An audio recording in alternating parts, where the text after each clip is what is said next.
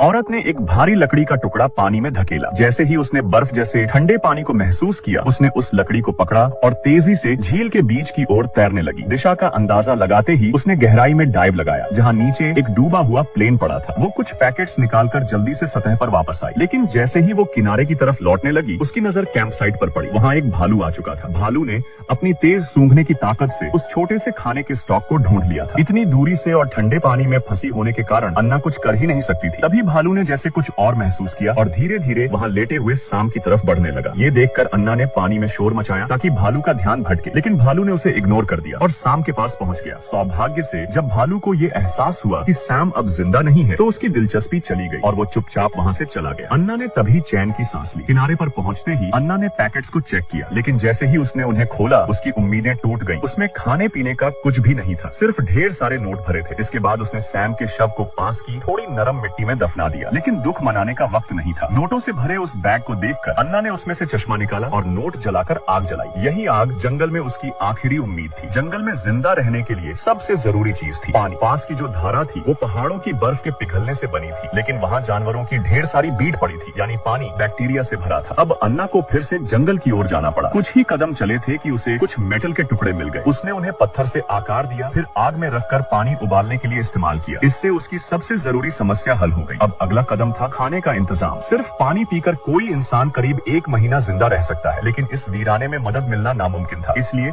अब उसे लंबे समय के लिए तैयारी करनी थी। कई बार ट्राई करने के बाद उसे समझ आ गया कि हाथ से मछली पकड़ना आसान नहीं है। उसने अपना एक ईयरिंग निकालकर हुक बनाया और उसे कॉटन के धागे से एक लकड़ी पर बांध दिया। थोड़ी देर बाद एक मछली फंस गई, बट धागा इतना कमजोर था कि वो टूट गया। कोई और रास्ता ना देख अन्ना फिर से जंगल में गई और ये जंगल उसे अब और ज्यादा अजीब नहीं लग रहा था। वहाँ उसे बड़ी तादाद में ब्लूबेरीज मिल गई। पेट भरकर खाने के बाद उसने बाकी बची बेरीज को एक बोतल में स्टोर किया और फिर कुछ और इकट्ठा करने के लिए वापस चली गई। तभी जोरों की बारिश शुरू हो गई। जैसे कोई आइडिया आया हो, अन्ना तुरंत अपने कैंप पर लौटी, बोतलें निकाली और बारिश का पानी इकट्ठा करना शुरू कर दिया। फिर वो अपनी टेंट के नीचे बैठ गई और बस उस तूफान के थमने का इंतजार करने लगी।